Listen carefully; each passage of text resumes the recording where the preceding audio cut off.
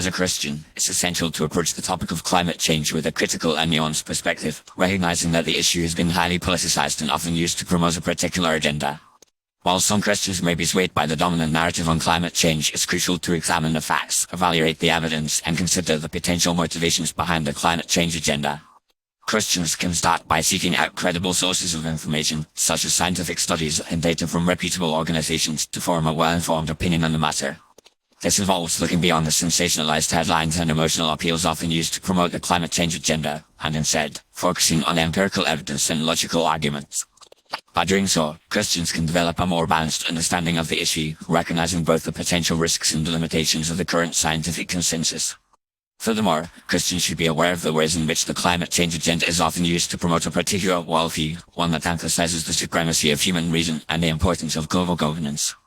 This perspective can be at odds with the Christian worldview, which emphasizes the sovereignty of God and the importance of individual freedom and responsibility.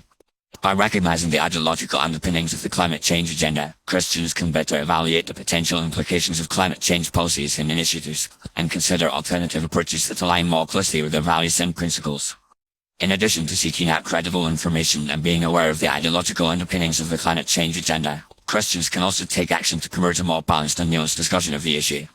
This can involve engaging in respectful and informed dialogue with others, sharing credible information and alternative perspectives, and supporting organizations and initiatives that promote a more holistic approach to environmental stewardship.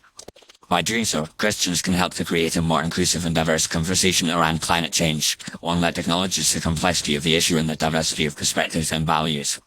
It's also important for Christians to recognize that the climate change agenda is often used to justify policies and initiatives that can have significant economic and social implications, particularly for the most vulnerable members of society. For example, policies aimed at reducing carbon emissions can lead to increased energy costs, which can disproportionately affect low-income households and small businesses. Similarly, initiatives aimed at promoting renewable energy sources can lead to the displacement of traditional industries and the loss of jobs.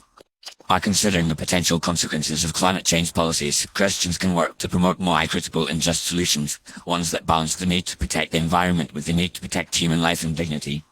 Ultimately, as Christians, we are called to be good stewards of the earth and its resources, recognizing that we are accountable to God for our actions.